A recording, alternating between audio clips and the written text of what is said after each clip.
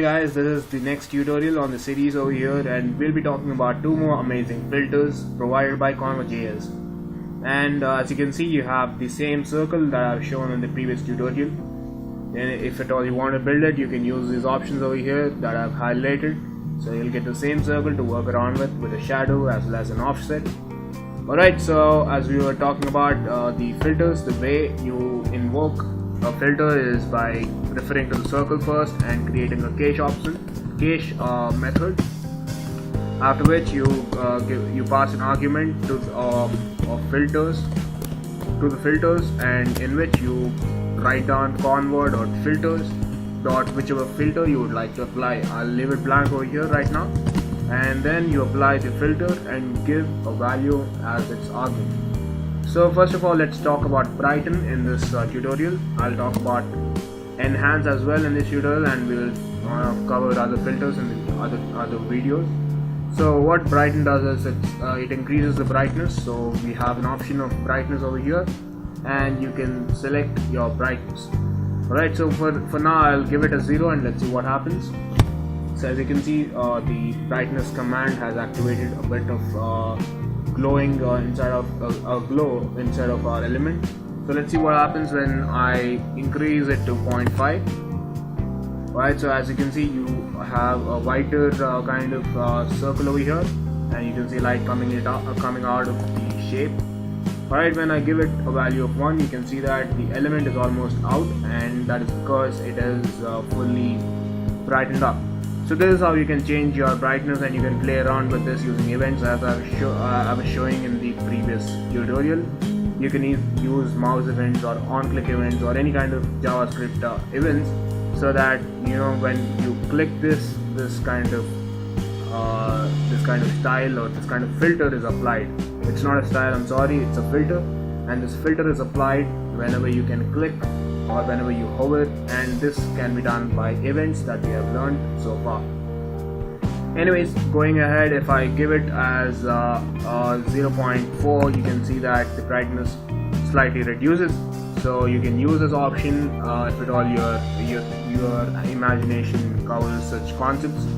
So another thing that I will quickly talk about will be enhance. What enhance does is that it enhances your images colors. So whatever colors you have, it actually widens your the number of colors present, and it will bring out more colors. So as of now, if I give it a 0, nothing is happening. But if you see that, if I give about, alright, let me just go around and show you one thing. Right, so as you can see, I have removed the opacity so that we can work around with this without any kind of